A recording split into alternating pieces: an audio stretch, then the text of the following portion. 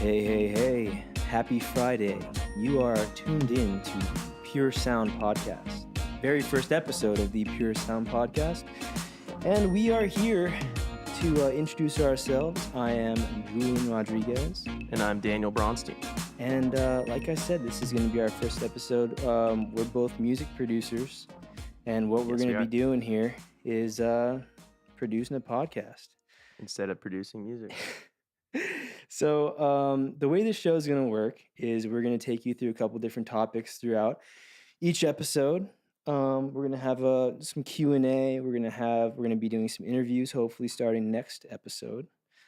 Stay tuned for that. It's going to be fun. And so we're going to have just a back and forth, and feel free each week to ask questions on Instagram, Facebook. We'll give you all the details on those, where to go, whatnot. Yes, sir, what he said. And I also want to just say we're professionals, so this is going to go perfectly. It's going to go really smoothly, and we're literally going to say nothing that makes us sound like idiots. So that's the plan. I personally am a king of the podcast. Oh, right. Well, sorry, I meant I'm going to say a lot of stuff. There are actually about 6 to 7 people out there who know what I'm talking about. Me included. Yeah, you included. I have done a podcast before, but that was a little less official. We're not going to talk about that. Yeah, we're not going to talk about that. But he did do a podcast, I did do a podcast. So let's just get this out of the way. My music history, your music history. You go first. Okay. Music history. I mean, I've been playing music my whole life since I've been around maybe 4 years old. My mom made me take piano lessons. Of course, classic starting story. Many musicians. And then from that, I grew into playing the violin, which I hated, and then found guitar, which I loved. And from that, I went on to join some bands, make some bands in middle school with some of my buddies, just messing around. And through necessity, just kind of learned to record on a tape machine, and then GarageBand, and finally Pro Tools, and then that's it. Now I'm here today on Pro Tools, recording and mixing and producing and stuff. That's it. I'm gonna go out on a limb and say that Dan here was always ahead of the curve when it came to the bands that he was in. I would always look up to him. He would always put out the most fresh stuff. Holy. In the metal game. Wow. I mean, no, I have to say the same to you, my friend. Same to you. So most notably, though, Volumes.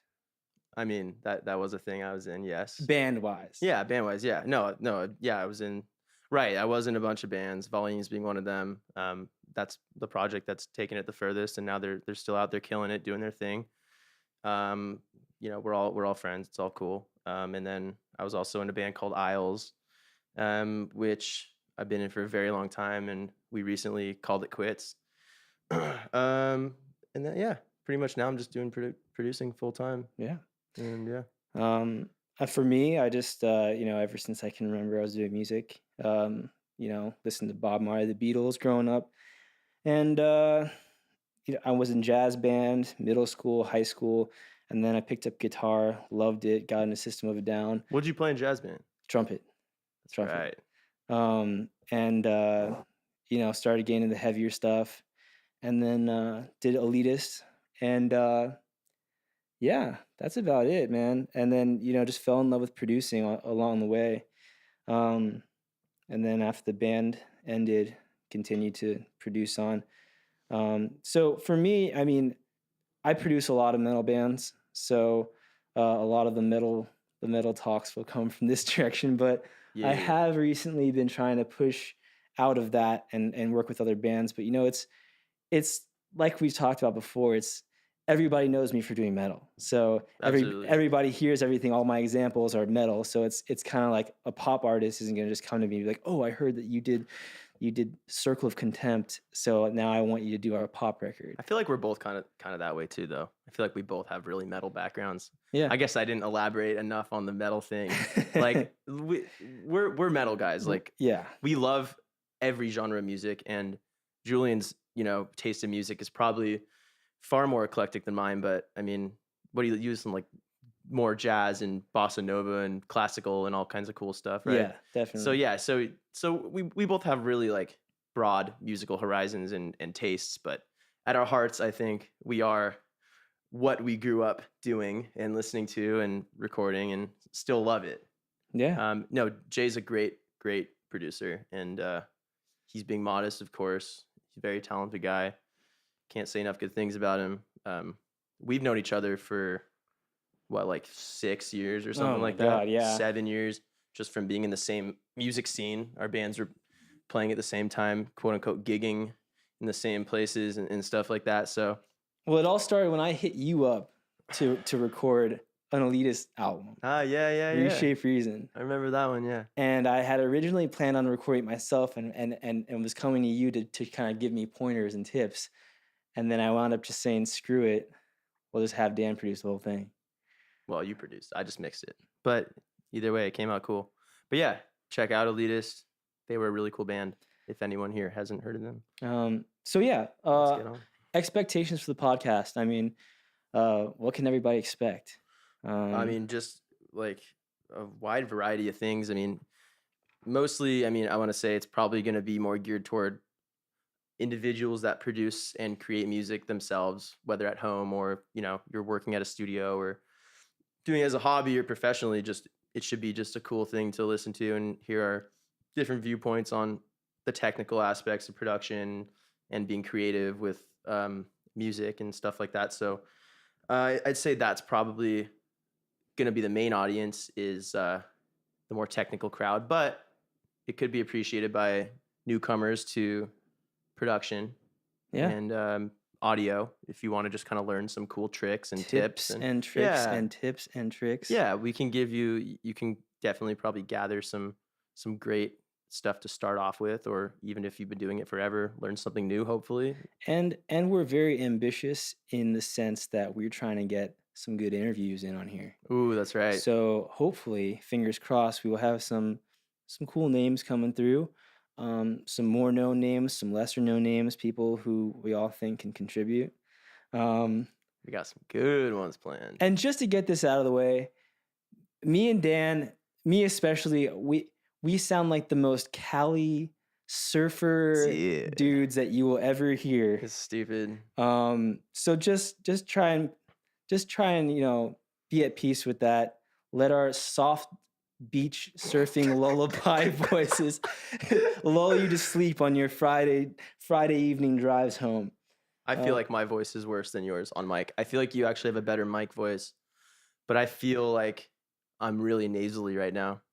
I think we both are. Especially on this SM7B. Ooh. The SM7B. Breaking out the technicalities right off the bat. So technical. Okay, so yeah. And just, the motivations behind this is just we like talking to each other. We're best friends. We're just shooting the shit. People, let me tell you about my best friend. Oh, Jay. Yeah. So anyway, that was a note that I had here, was to tell everybody that we're friends. Really? Yeah. Oh shit. Right. Oh, am I allowed to cuss? I already cussed twice. No, you can cuss. Okay. Just we won't. It's fine. We won't block it out. We'll let it rock. It's a podcast. We have a lot of things to decide for this because this is the first episode, so it's just sort of open flow. But yeah, just so you guys know, we literally kind of had some stuff written down, and we're looking at some stuff written down. That's very broad, but we literally walked into Jay's house today, apartment. Sweet apartment, by the way. Mm-hmm. And we're just like, so what do we do? How do we start? Should we say this? Should we say that? And we're like, no, let's just go. Yeah. Sit down, talk, see what happens. All right. So we're going to take you into our first topic. And this is going to be the topic of the week. And it's going to be the mix. Do we have a audio clip for that? Oh, we're not going to know until we hear this back after I edit it. The mix.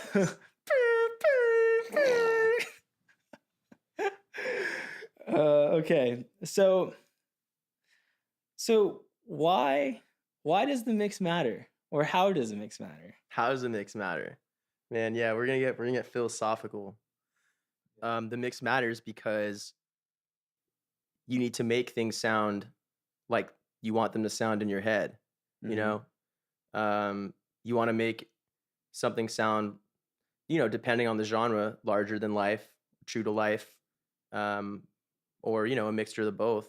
But it's really just about capturing the essence of the song, um, and playing its strengths. Mhm. So you want to make it, if you can, you want to make the song sound better than it sounds being played in front of you in the room, or at least sound how the band envisions it Mhm. to sound. So, a band will sound one way when they're in the rehearsal studio or on stage, and then they go in the studio and it's hard to replicate that. Right. Yeah. I mean, yeah, I totally agree. I think it matters in that in the obvious sense that you know, when you're hearing a band for the first time, it's your first impression of them. And Mhm. you could have one producer do it one way and another producer do it another way, and they could both be good, but one could sound completely different than the other. Of And course. it completely changes the impression that you have of the band. It really does. That's a great point. Yeah, you wanna knock everyone's socks off on the first listen. Mhm. When you put that on, you want it to sound, "Yo, here we are. This is as good as we're gonna sound," and everyone who listens to us for the first time needs to hear that. That's a great point. Yeah. And also being said, I mean, I guess we'll get more into this later because I always, like, complain to you about this, like, all the time. Well, But, you know, a good mix doesn't make a good song, nor right. does it make a good arrangement, and that's a whole thing too. So it's like, Yeah. I kind of always say, like, mixing is something that's there to make something that's good Right. better, Right. not to make something that's bad good. And okay, yeah, that's great, dude. I totally agree. And that leads sort of to the next question that I had, which was what makes a great mix? And that kind of got me going because I Yeah. think that the main thing that makes a great mix is a great arrangement. Oh, Because absolutely. because like you were saying recently, where you were working on a band and it sounded dope in certain sections where the Yep. whole band was playing, when the whole Oh, band was complimenting each other how it's yep. supposed to be, where the bass Yes. is in a certain frequency range and it sounds pleasing to the ear, and that hits with the guitars really nicely, and the Yes. drums are sitting well, and then everything sits well, everything sounds right, and it makes your job a whole lot easier. Exactly. But then at a part in the song where everything starts going haywire and the bass starts playing up really high and Right, shit, right. right? And then all of a sudden it sounds like shit, but the mix sounded great for like a 15-second stretch of the song, and now it sounds terrible. That's proof right there. And it's funny because a lot of the times, like, I'll hear from bands, "Oh, we want our mix to sound like this." The And they'll classic. right, I mean, yeah, I hear I that. mean, You hear I've done that that. too to producers. Like I've been like, dude, I want my recording to sound like this band. Oh, dude, me too. But in my case, I was already ripping the hell off of that band, so so it would sound Are it we would. gonna name any bands here? No, I'm just kidding. Alright, but, like, yes, dude, 100%. So, basically, you get from bands like, "We wanna sound like this. We want our mix to sound like this," but their song sounds nothing like it. Yeah, So, it's a different key. I mean, let's just get into, dude, your song's in the key of A, that has a totally different low punch than a yeah, song in the key of E. yeah. You know what I'm saying? Mhm. A, you're hitting what, 110, 55, 110, 55 is your sub, 110's your punch, right? Because A is 440. I don't know Mhm. what E is. It's something, at a totally different Mhm. different range. So you have to literally Yeah, mix that completely different. yeah. And there's no way those mixes will ever truly sound the same. Right. So it really is, like you said, a frequency thing. It's it's the different parts being conscious of one another, which I love that point that you brought up. Yeah. Everyone being conscious about what they're playing to make the arrangement as a Yeah. whole sound better. Yeah. And it's also giving great performances. Yeah. So I've got a question for you that's I think it's on here, but because we do talk about this, we were just talking about this, Mm.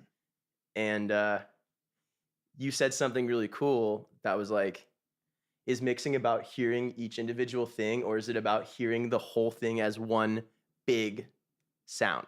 Right. And which do you favor in which situation? I don't know. Do you want to talk about that for a second? Yeah. And you know what's funny is I didn't even think about that until I got really stoned one time, Oh my goodness. which was and I had been so immersed in mixing music, and I would say from the time that I started mixing, I lost sight of the band as a whole. You know what I mean? I was so fixated in making everything sound good, with the whole in mind, but it's more like a subconscious thing. It's in the back of my head, like, oh, these all need to sound good and sit in a certain way so that it all sounds good. But I had never just sat and listened to the whole thing as like a big train, like a big power out of Yes, yeah, sound the that hits train. you. I love that. Or like I was talking with my other buddy who likes to put it. We kind of came up with an idea of putting sound into shapes and mixes into shapes. That's interesting. And I think, you know, if you have a quote unquote perfectly balanced mix, like a end of heartache, kill switch engage, you know, like one of those, it would be like a rectangle. You know what I mean? It's I would see it like that, or circle or something like that. yeah, yeah. Whereas like you can have like these Jagged edges is what you don't want, you're saying. right, but I never envisioned the whole sound until I got really stoned one time and it hit me like that. You know what was Dude, funny? sometimes that's what it takes. You know what was funny? Not to be too super metal here, but I was really stoned and I was listening to one of the Born of Osiris albums. So metal. The Joey Sturgis one. Shout out to Joey Sturgis. Hopefully we'll have you on someday. But Oh my god, you're ridiculous. it was dude, it was like we all got really high and like we were listening to like a bunch of different mixes and I was getting really into it and I was listening to it. I was totally ignoring like, oh, the kick drums sound like this, or like trying to nitpick each thing. I was hearing it, all the hits like I was hearing everything as like boom, these like concise. Yes. And that's the goal, man. I think with metal that is the goal. Yeah. I feel like with metal it's not necessarily about, I mean, yeah, you do want to hear the instruments, but when you're dealing with like chugs and really bassy stuff and lots of stuff playing at the same exact time, you want every hit to be one big train that's smacking you in the face every time, which brings me to the point of the importance of editing in achieving the sound of the mix you want. Right. Probably one of the most overlooked things, Yeah. and one of the most important things. Everyone, edit your shit, your mix will sound better, or have your mixer edit it, pay him more to do it, whatever. Yeah. I mean, I do it. If someone sends me a mix and something's off, especially once again a metal mix, and something's not hitting at the same time as a kick drum that it needs to be, your mix is now floppy. Yeah. It's not tight. Right. Your bass and kick drum aren't locking in, it's not tight. Yeah. You know? Your guitars and bass are off and flamming or whatever, it's not tight. And that's another thing that people get confused with a quote unquote good mix is also a quote unquote good edit. Yeah. It's a good edited song. That song, you took off every plugin, I'll bet the mix would not sound bad because it's still sounding tight. A good performance would help too. Yeah, I mean, Forget the performance. We'll just edit it. Just track it half speed, like somewhere off to the right, and then drag every note, on time. Yeah. Totally have done that before. All right. So what makes a great mix? What makes a bad mix? I mean, it's all in the same. Oh my god, what makes a bad mix? Okay, wait, do we want to go? I feel like we just talked about what makes a great mix. Yeah, we did. Okay, should we go into what makes a bad mix, or should we go into these other 9 billion topics that we have written down? They're all really cool to talk about. Let's go into what makes a bad mix, and we'll take a bunch of different mixes that we hate, and we'll just list them all and just name drop everybody who did it. They're mostly people that we're like really cool with in real life. Yeah. But secretly aren't, right? The Destroy Our Careers podcast. Yeah, that's a sick idea. We're already borderline there. I probably haven't even noticed. Probably everyone literally is listening to us like, dude, screw these guys. These guys are so lame. All right. No, seriously. We'll move on. Yeah, let's skip the what makes a bad mix. Yeah. Yeah, I think Okay, so do we talk about frequencies? Do we want to talk a little bit about frequencies? Yeah, a little bit, because I think that could be a topic that we go into more in depth later. But that could be its own whole that entire could be thing. its own. But I just want to make a note and just say that I didn't start making good mixes until I found until I stumbled upon banding up those frequencies and getting rid of the terrible ones, and training my ear to be able to spot out what I want, what area the bad ones are. You know how we play that Yes. game sometimes where we hear like a snare, something that we hate. And it says, What is that? Is it 110? No, it's 250. or it has to go boom, Oh, the and, ring in the and then we snare. have to guess what it is. Yeah. Uh, Learning how to ban and cut those problematic and unpleasing frequencies was the I would say is the most important thing that I learned in that helped me to make great mixes. it's very important, and I feel like you do it even like way more than me. I feel like maybe you're less lazy than me or something, or you pay a little more attention to detail. And I hear like it really does make a difference. Yeah. And there's a certain plugin. We'll jump to the plugin thing. That's Yeah. great at doing that, and we'll say it on the count of 3. 1, 2, 3. Q10. 10. Or if you're really lazy, just the stock Logic. Oh, okay. Yeah. Well, Logic's not a real piece of software, so No, it's not real. No, that It's doesn't not count. real. It's not real. It's not the only thing I use. I mean, even though it is. I'm just kidding. Logic's awesome. I'm just busting this guy's balls. So the frequency thing, basically what you're saying is you don't want to have a lot of things, a lot of tracks that have a lot of overbearing amounts of certain frequencies in them, because those frequencies are going to pop out more than the actual instrument. Right. But then I start to run into the problem, like we've talked about, where I'm taking out everything, like so that it's just so balanced, and then everything just sounds the same. Right. So you have to tread a fine line of, if you're going to be taking out frequencies left and right, you don't want to go too overboard. You don't want to take them all out. Every time you sweep and hear a little something ringing, I got to take all that out. Your mix is going to end up sounding like water. You should probably not have all 10 of the Q10s banding out, notching out things. That's literally creating a comb filter, I think. From what I don't remember exactly what I learned in school, but yeah. So what about taking out low end? Because why would you take low end? That's a joke. Oh my god, that's so funny. You mean when you boost? I'm talking about like just everything, but I mean auxiliary shit especially. Like when I'm talking about like synths or anything extra that's like fun, I usually wind up just like low end's gone. Anything that's gonna eat up the mix or do anything like that, boom, 200 or something. How deep we're talking 200 plus? How deep are we going here? I mean, yeah, dude, those things are really good to do so that it doesn't eat up your mix. Because I mean, you start stacking things. Like I've had bands that have sent me like 20 different synths. You know what I mean? They all have sub in them. They all have sub in them. So I just wind up boom, like 150, 200. Some of them even like are like telephone because it's just background shit, like panning them. You know? Of course.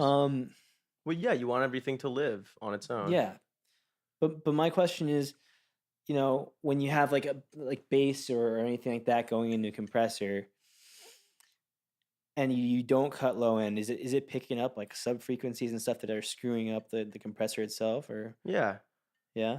I mean, if you pass, I like to pass pretty much everything at like 35, like no matter what. Yeah. Call me crazy, guys. Like I don't know if that's kosher, but like, yeah, I try to pass it. Dude, it depends on the genre too. If I'm doing 808s and like they're hitting a freaking low G or like low F sharp or something, and it's gotta be down there, like I'm not gonna like cut it. But yeah, dude, it keys the compressor, hits the compressor, and you can't even hear it. But what about when you have your mastering bus and then you have your 808 in there and you have it cranked up to full 6 dB so that when the breakdown hits, it goes. That's what I used to do when I was 16 all the time. I'm sure you did too. I had so many recordings I made in my bedroom. 808 blasteroo. Dude, I didn't know. Doom. I thought that's what was supposed to happen. I'd be like, well, there's an 808, and like that's how it sounds. Yeah, like, you're supposed to hear only the 808 for like 2 seconds after it hits. Now songs are only 808, so you gotta figure out ways to make them all work. Dude, that's a good. Yeah, how does that work? Dude, when I mix 808s, I don't know. I'm thinking about not overloading the master. See, I haven't mixed like a rap a rap like hip hop song like that in a long time. Yeah. So when you have like the boom, boom, Yeah. boom, boom, Oh, talk to me, baby. like that vibe, Oh yeah. what you're just using like C6 up the ass, just like monitoring those lows, or what's Dude, up? I don't even know. I do so many different things. Like, dude, I feel like I could probably go on for like an hour about bass management. We'll have a podcast A podcast. podcat. We'll have a podcast called All About That Bass. Oof. And Oof. we'll include your special DB bass technique. Which one's that? You know what it is. The triple bass of death. Oh, the bass, the Uh, BOD. yeah. Okay, we could do the BOD. That'll be a whole That was. episode about that bass. Oh my god. Yeah, Yeah. yeah. Anyway, bass is about containing it and not putting too much sub in things to where like you're gonna send some file to the mastering guy or try to master something and like you're literally clipping out everything because Wait, you mean you don't master everything yourself? I mean I mastered and then I send it to a mastering guy also. What wait, I don't does But not do you mean inserting a plugin on the master does fader? not compute. Sending for real mastering does not compute. Oh my god. Oh my god. I'm just kidding. No, I like mastering stuff myself too. No, for I sure. do. No, I do. But no, it is nice having someone else master it. It is He very comes nice. back terrible. I'm just kidding. I'm just kidding. No, the main one time that I did have someone else master it, I loved it. Give him a shout out. Will Putney, The man. the man himself. Absolutely. Hey, Great producer, great mixer, great engineer. great. He actually just worked with the band that I worked with previously called Silent Planet. Love He just did their Silent last. Planet. You like them, right? Yeah. Yeah, they just did their last record with him, and it's freaking incredible. Will, if you're listening, you're probably not, but you did an awesome job. Yeah. Sounds incredible, man. I got a little sneak peek of it. It sounded good. Yeah. I heard one of the early mixes. I didn't. I didn't. Oh my god. All right, so bass topic, we're gonna do like a whole day on it, but basically, it's all about that bass, Okay. and it's all about not having that bass at the same time. All right. So moving on. Yeah. Oh wait, can I just say one more thing about mixing? Yes. One thing. I'm only gonna say one word, and then we're gonna move on. Yes. And that word is going to have a whole nother episode, maybe 2, maybe 5 episodes on this. Whole nother is not a word. I'm not trying to make complete words here. I'm just kind of saying whatever's coming to my mind. Okay, say your one word. We're gonna have a whole 5 another episodes probably on this one word. Okay. Mids. Mid. Okay, Ooh. let's move on. Oh, that's juicy. I like that. You know what? Or I Yeah. don't like that. Oh, We don't know. are you talking about the smiley face? The smiley face. All right. Okay, that's enough. so all right, moving on.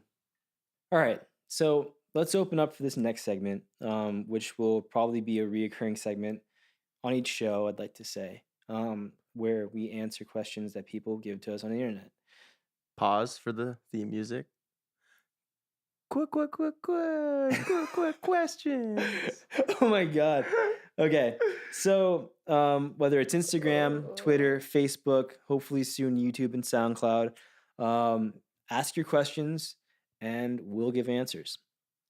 That's what we're here for. So the first question that we got here was on my Parallel Focus Studios Instagram, and it was EQ or compression first. I think this is a question that gets asked all the time. All the time. Should we shout out the name of the person Shout who out the posted name. it? Yeah, Eric Koss 7, ERICAAS 7. Add me, bro. Yeah. Oh, so it was EQ EQ. before compression or after compression? Yeah. Which first? You want to start? You start. Me start.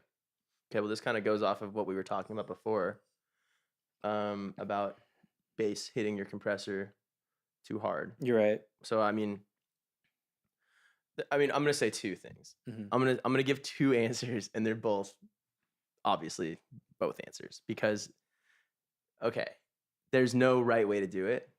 Obviously, if it sounds good, leave it. Yeah. If you have an awesome sounding track, And that extends to it everything. extends to everything. Yeah. You have a great sounding track, and there's a compressor first and an EQ, and you go, "Oh my god, this sounds so sick," but oh crap. Oh my god, my compressor's first. I have to switch them. Don't switch them, just leave it. It sounds good, it sounds good. Yeah, you're right. But as a general rule of thumb, if you're going to consciously think about it, which sometimes I don't even, Yeah. maybe it's automatic, maybe sometimes I just do. Mhm. Um, I put EQ before and after. I mean, before I'll Yeah. put an EQ to kind of decide what I want going into the compressor. Right. Obviously, you don't want super, super subsonic shit going Right. in. You don't want some overbearing, extreme mid range going in. Mhm. And sometimes you want to add a little brightness to something to have it, the compressor tame those frequencies while still maintaining the brightness or something. Yeah, I would say, n stay away from adding or boosting before you get going in the compressor. I do it though. You do it? I do it. Okay. I do it. That's actually one of the things for vocals. That's one of my tricks. Oh, okay. I mean, okay, I take that back. Certain situations, Dude, as is with everything. obviously, dude, that's what I'm saying. Like, Yeah. even just that little Yeah. conversation right there, Yeah. thus proves you get great results either way. Yeah. If you boost, if you don't, it depends on so many things. But let's give answers instead of just saying, "Oh, it depends." Right. EQ before compression is good. Mhm. Usually, Yeah. there's not a time I would say, "No, no, no, don't." If it's something that you think is going to be, in any way distorted or or cause, the compressor to act wonky Yeah, yeah, you don't want for that thing better, wonking out. yeah, then yeah, use the EQ first, cut it down, so there's nothing crazy going through there. Trim the fat. Trim the fat. And then, I mean, I just think of it, it's like a compressor is a way to like tame your sound, right? Mhm. It's like you put something in, tame it, and then you know, craft it to your flavor you want. Yeah. Then you EQ it after. Mhm. So for me, it's like I said, it's before and after. Yeah. And then sometimes, there's those channels where you have before and then after, and then before and then after, and then before and then after, and you have like 9 compressors. You mean like all my channels? Okay. Go ape shit is what we're saying. So our next question is from Instagram. It's from Heliocentric Band. And what they asked was, or what they said was, I'm excited about your podcast, gents. And gents was spelled with a D and a J instead of a G. Why? What do you mean, why? That doesn't make any sense. It does if you know anything about. Dude, what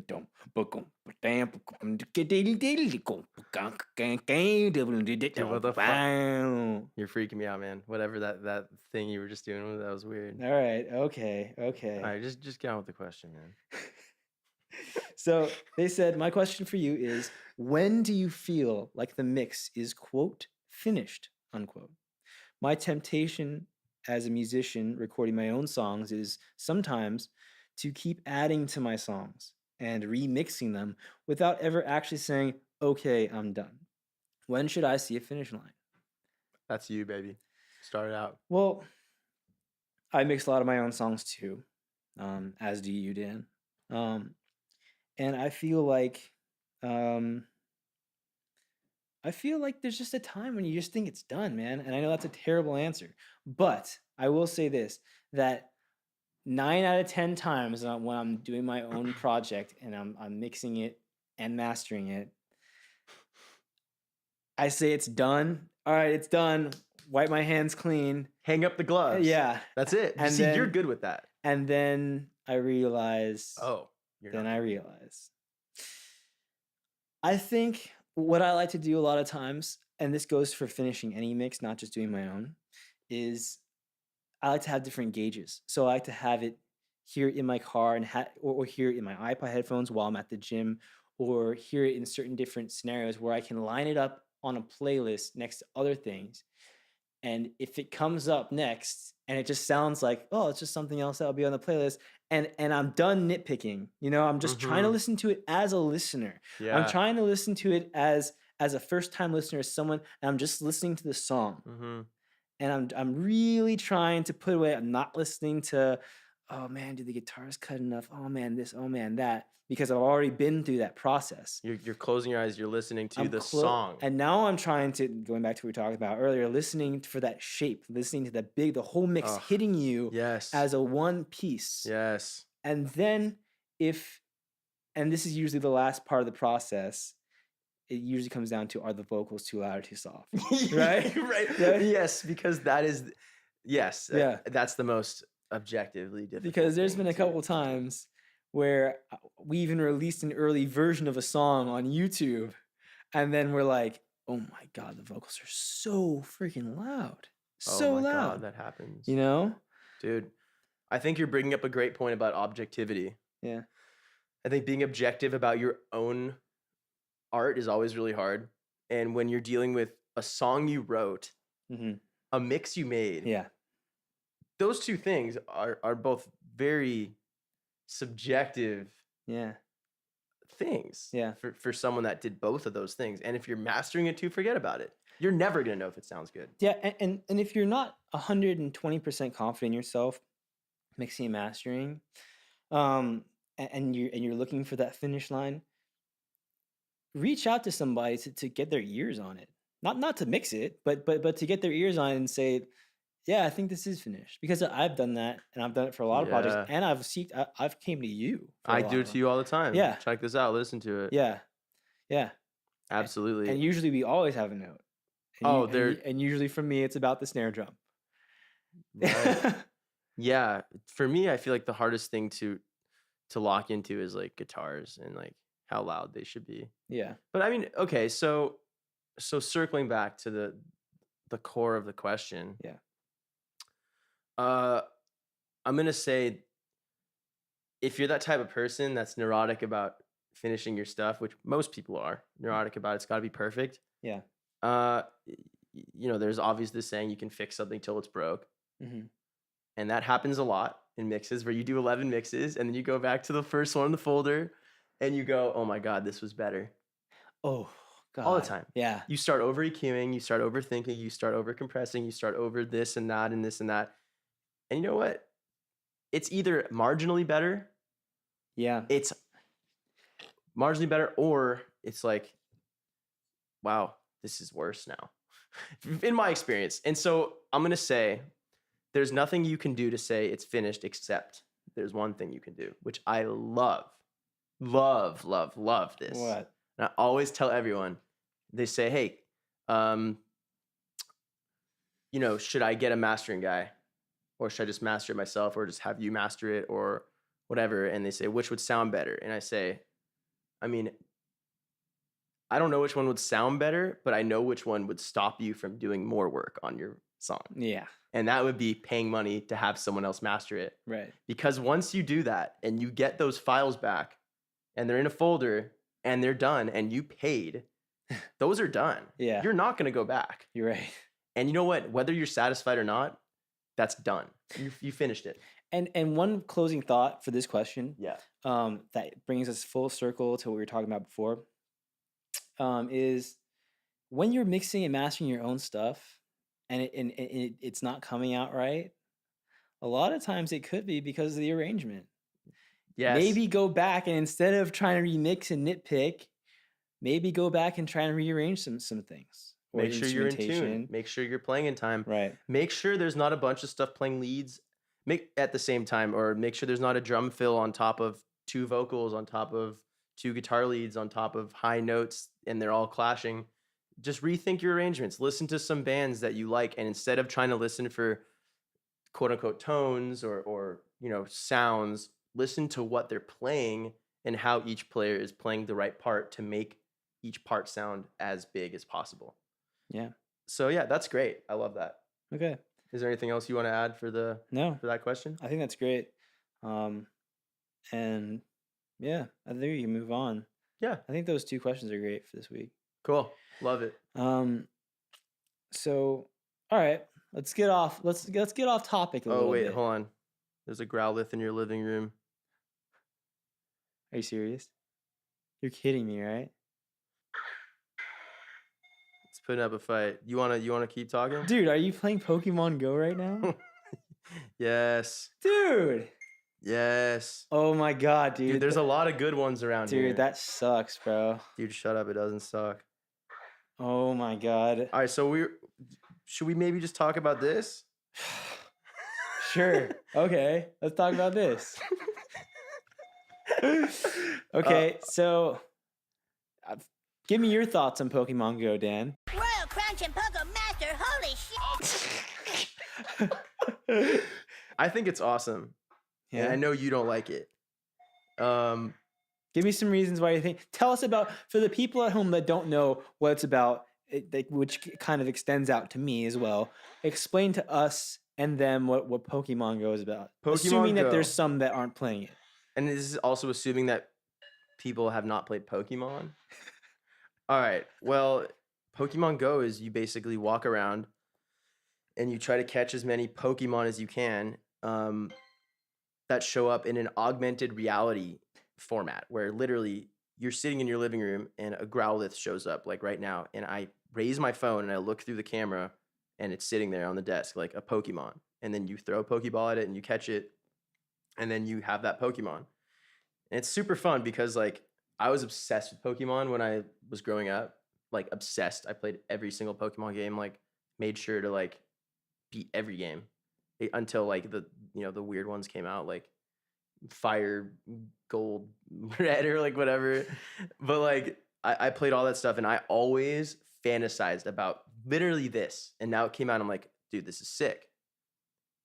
But like it's getting a lot of heat because a lot of people are talking about it. Oh my god. And like being very annoying about it. And it's just like a huge cultural phenomenon. And I want to hear why you don't like it. Okay. I was one of the weird kids apparently in school that never touched Pokemon, never played Pokemon, and for some reason none of my close friends really got into it either. I was more okay. Well, when was Pokemon hot? When we were in elementary school, right? I feel like I was in like 4th or 5th grade. Okay. Yeah. What year was that? 98, 99? I don't know. Yeah. Yeah, 98. Maybe even before. No, that. 98 was like second grade for me. But What? yeah, Wait, how old are you? 25. No, oh, wait. Then maybe 98 was like I was 8.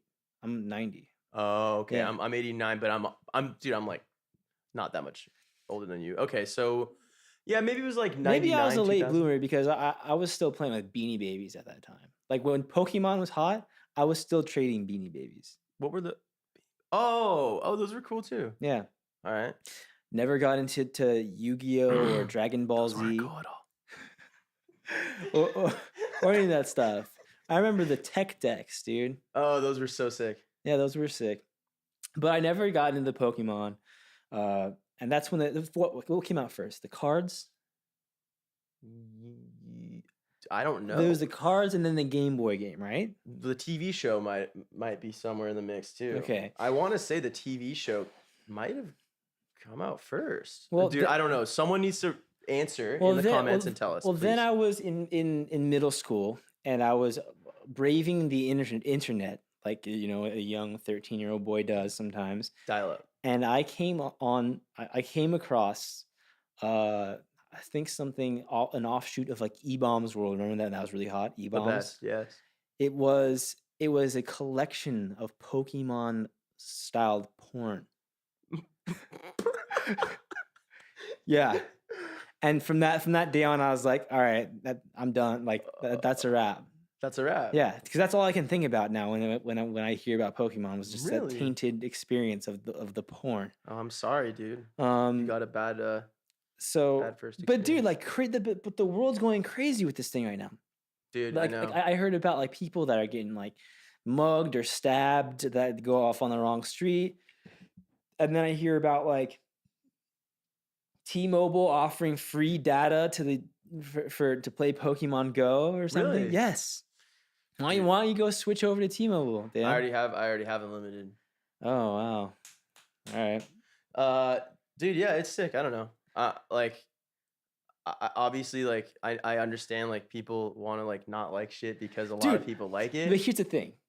I don't mean to cut you off, but No, go. I really didn't understand the severity of the whole thing until tonight. Until today when we went out to lunch When we went out to lunch. and I was catching Pokemon.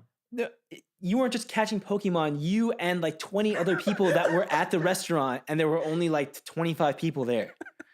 Literally, a little kid walked up to the fountain that you had just taken a photo of, or whatever you did, and then he does the same thing. Yes. And then I'm walking in to get my food, and there's this other guy playing it. Dude, I want to say something really funny about this, which is I was talking to Darcy about this. Darcy's my girlfriend.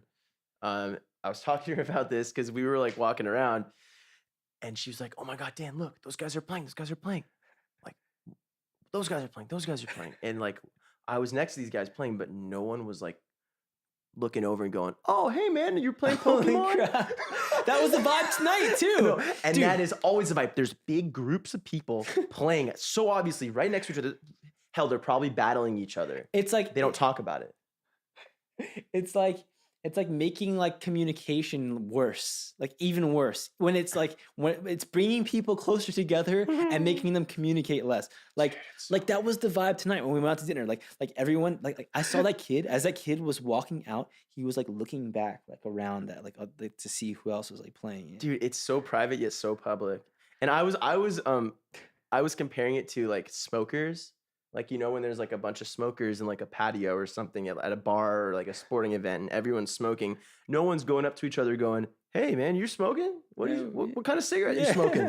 It's like people act like that. It's hilarious. Is there also kind of the element of like, dude, who does this guy think this guy's playing Pokemon? Like this guy's like, I hope not. like, I don't feel that way. That's for me. Like, dude, that would be hilarious. Like I remember back when I used to like vape or like, you know, do it like with basketball shoes or whatever. Like you see someone else who's wearing like the sick kicks, the sick hot new like KDs, or like they're vaping on like a epic vape or something. You're like, who does this guy think he is, man? Like, oh my God, maybe there is some this of guy. that. This guy thinks he's real tight. This guy thinks he's a wise guy. That's so funny. I feel like that's how it is with Pokemon. Have there been fights and brawls that have? I don't know. Like I'm getting this Squirtle first kind of thing.